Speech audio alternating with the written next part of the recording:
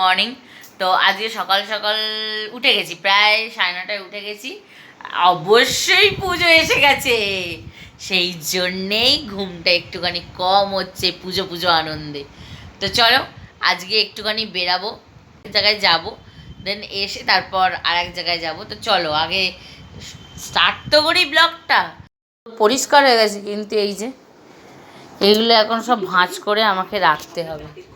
আমি কাপড় জামা কাচি কিন্তু ভাঁজ করে রাখি না, তা আজকে ভাঁজ করব, করে দেন চান করতে যাব। তো চলো বললাম বেরাবো, স্নান টান হয়ে গেছে। আর এরকম আমার বর কি নিয়ে এসছে, ভাত খেয়ে যাব না, ভাল লাগছে না এই গরমে। তো এই যে মন জিনিস থেকে এই দুটো নিয়ে এসছে। আর আমার এই যে আমরা দুজন রেডি হয়ে গেছি, হয়ে বেরোচ্ছি। তো চলো দেখাচ্ছি তারপর কোথায় যাচ্ছি।